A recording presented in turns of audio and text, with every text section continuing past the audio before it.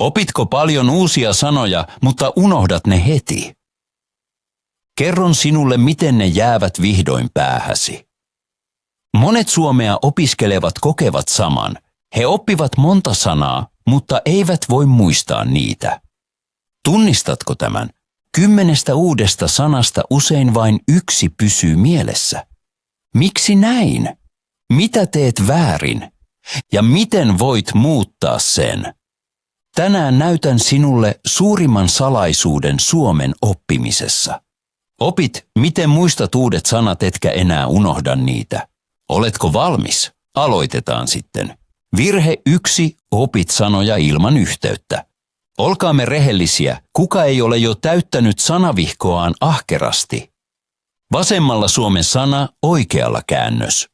Kaikki siististi, selkeästi, melkein täydellisesti. Tunnet itsesi ahkeraksi ja kurinalaiseksi. Viekö se sinua oikeasti eteenpäin? Rehellinen vastaus on ei. Sanojen opettelu ilman yhteyttä on kuin vettä käsissä. Pidät hetken, mutta se valuu pois. Aivosi tarvitsevat enemmän. Ne kaipaavat elämää, liikettä, värejä, kuvia. Ne kaipaavat tarinoita. Vasta silloin sana pysyy. Aivomme ovat kuin utelias lapsi. Ne muistavat, mikä on kiinnostavaa, tunteikasta tai hauskaa. Siksi ratkaisu numero 1 on tärkeä. Kirjoita aina esimerkki mukaan. Tee yhdestä sanasta pieni tarina. Keksi oma lauseesi. Esimerkiksi, juon aamulla kahvia. Tai, koirani nukkuu sohvalla. Kun opit sanan koira, näet lemmikkisi mielessäsi. Aivosi rakastavat tällaisia kuvia. Ne tallentavat ne vaivatta. Jos et keksi ideaa, katso verkosta esimerkkejä. Älä kuitenkaan kopioi niitä suoraan. Kirjoita ne uudelleen. Tee niistä omiasi. Se on kuin ruuanlaitto. Voit lukea reseptin, mutta vasta kun sekoitat itse, maku syntyy. Sanavihkosi tulisi olla elävä. Ei vain sarakkeita ja sanoja, vaan lauseita, värejä, pieniä piirroksia. Piirrä symboleja, käytä tusseja, tee siitä värikäs. Näin aktivoit muistisi monella tasolla. Mitä enemmän aisteja käytät, sitä paremmin muistat. Kun todella ponnistelet, sana tarttuu. Pistää parastaan tarkoittaa nähdä vaivaa. Juuri se on avain menestykseen. Tee oppimisesta henkilökohtaista. Tee siitä oma projektisi. Silloin näet, miten erilaiselta Suomi voi tuntua. Kirjoita kommentteihin, miltä sanavihkosi näyttää. Onko se värikäs, luova vai vielä tyhjä? Aloita tänään täyttämään se elämällä. Suomen kursseillani opit sanoja, joita todella tarvitset arjessa. Tarjolla on A2, B1, B2 ja C1. Voit tehdä oman vihkon vain kurssejani varten. Lopuksi näet, kuinka paljon olet oppinut, ei vain päässä, vaan tunteessa. Virhe 2. Et tee toistoja. Opit sanan, mutta et toista sitä koskaan.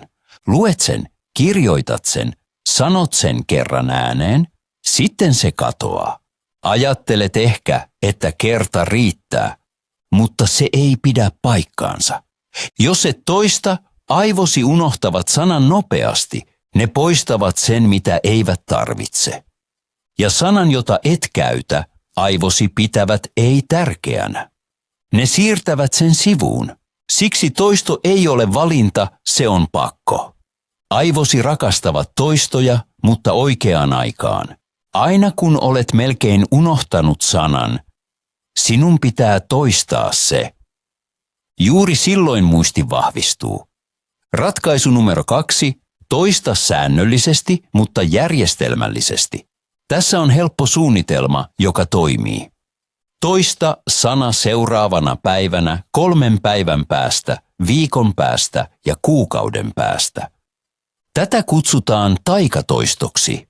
Näin aivosi siirtävät sanan hiljaa pitkäkestoiseen muistiin. Kun toistat sanaa usein, se tuntuu pian tutulta. Siitä tulee osa ajatteluasi. Sinun ei tarvitse miettiä, sanot sen vain. Voit käyttää sovellusta, joka muistuttaa, tai tehdä sen perinteisesti vihkolla, kalenterilla tai korteilla.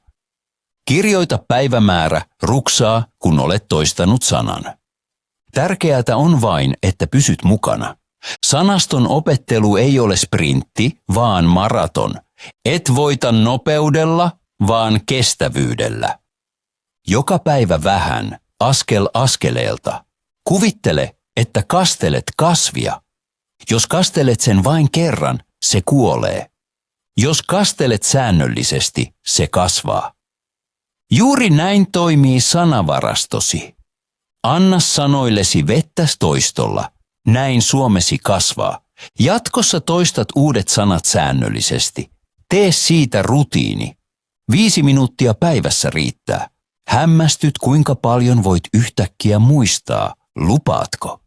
Virhe 3. Opit liikaa sanoja kerralla. Haluat oppia 20, 30 tai jopa 50 sanaa päivässä, koska luulet pääseväsi nopeammin maaliin.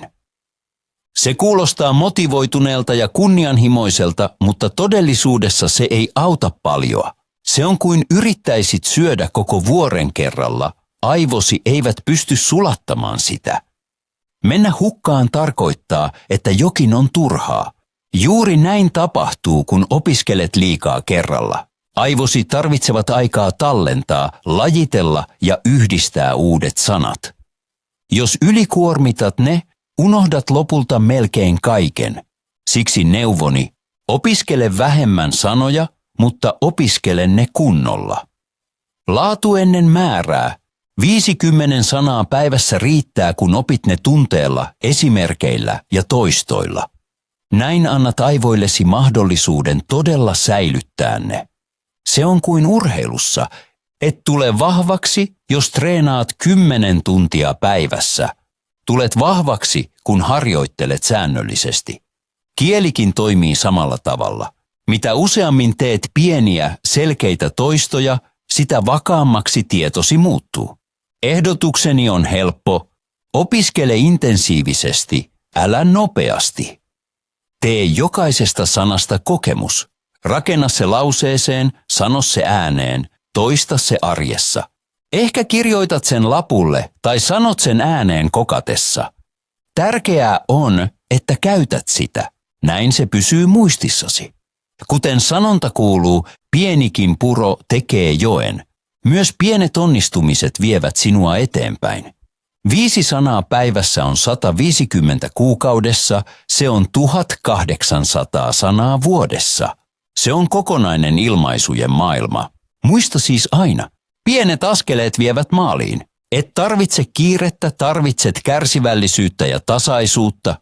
Kuinka monta sanaa opit päivässä?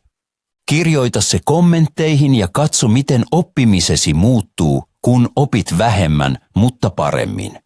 Virhe 4. Opit ilman tunteita. Kuvittele, että luet uuden sanan, ymmärrät sen, kirjoitat sen ylös ja toistat muutaman kerran.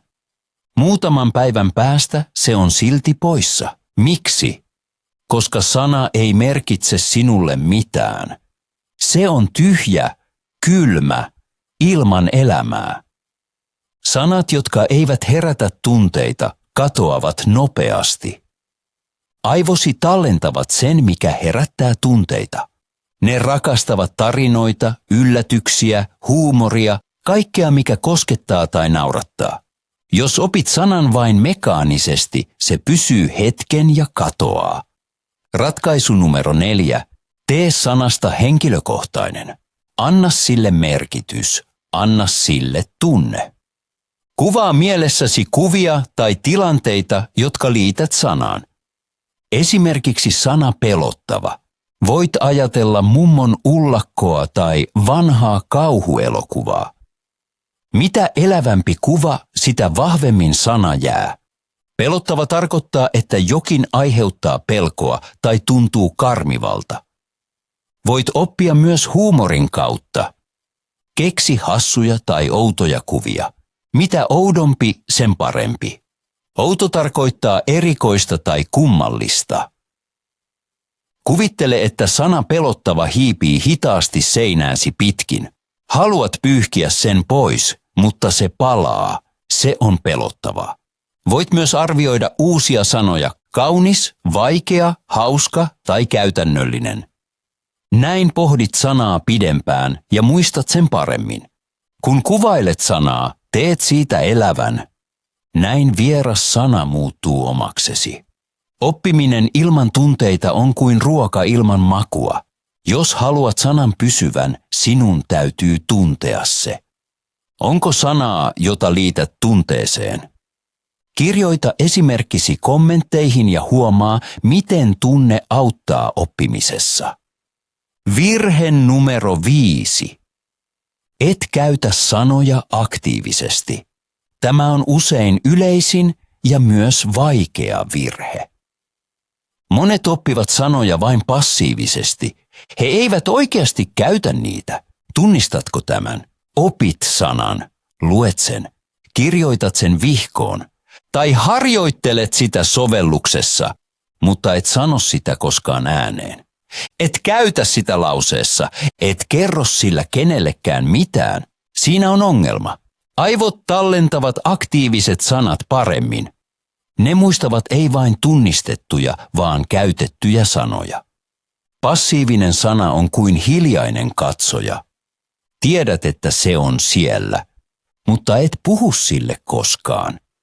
Lopulta se katoaa. Ratkaisu numero 5. Käytä uutta sanaa heti, mieluiten jo samana päivänä. Mitä aikaisemmin, sen parempi. Käytä itsepuhetta. Puhu itsellesi. Kyllä, oikeasti. Esimerkiksi kokatessa tai kävellessä. Mitä tarkoittaa luopua? Luovun tänään sokerista. Sanon sokerille ei. Luopua plus elatiivi tarkoittaa sanoa jollekin ei. Se merkitsee, että jättää tekemättä jotain. Käytä sanaa myös chatin kautta. Kirjoita ystävälle. Kirjoita henkilölle, joka opiskelee suomea. Tai kirjoita itsellesi.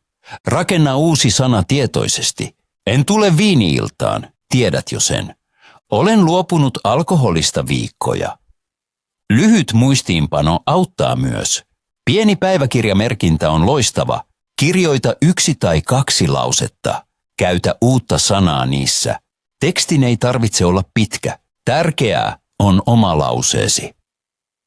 Rakas päiväkirja, luovun tänään kahvista. Kokeile sitä heti. Pysäytä video hetkeksi. Pidä pieni tauko. Valitse 1 suomen sana. Kirjoita siitä lyhyt kommentti. Odotan innoissani monia esimerkkejä. Toinen idea on tarralaput. Käytä lappuja asunnossasi. Kiinnitä lappu peiliin. Kiinnitä lappu kahvinkeittimeen. Kiinnitä lappu jääkaappiin. Kirjoita mieluummin kokonaisia lauseita siihen. Älä kirjoita vain sanaa. Kiinnitä jääkaappiin: tällä viikolla luovun suklaasta. Naps. Miksi tämä on niin tärkeää? Aktiivinen käyttö muuttaa jotain ratkaisevaa. Yhdistät sanan elämääsi. Yhdistät sen ajatuksiisi. Yhdistät sen tunteisiisi. Se tekee eron. Sana tulee osaksi kielimaailmaasi. Se ei jää vain vihkoon. Kokeilet sitä nyt. Sovittu. Tänään näimme 5 tyypillistä virhettä. Monet tekevät näitä virheitä sanaston opiskelussa. Löysimme sopivat ratkaisut. Ollaanpa rehellisiä. Opit tänään paljon. Mitä vinkkejä otat käyttöön? Mitä vinkkejä kokeilet? Kirjoita se kommentteihin. Muista ilmainen PDF. Voit ladata sen videon alta. Opitko tänään jotain tärkeää? Tilaa silloin kanavani. Anna videolle peukku ylöspäin. Se ilahduttaa minua kovasti. Katso videoitani säännöllisesti. Näin pysyt motivoituneena. Näin pysyt inspiroituneena. Muista aina, sinun ei tarvitse olla täydellinen, sinun täytyy vain jatkaa. Askel askeleelta, sana sanalta, voi hyvin, pidä huolta itsestäsi. Nähdään pian uudestaan. Seuraavaan kertaan. Hauskaa opiskelua. Hei hei, moikka!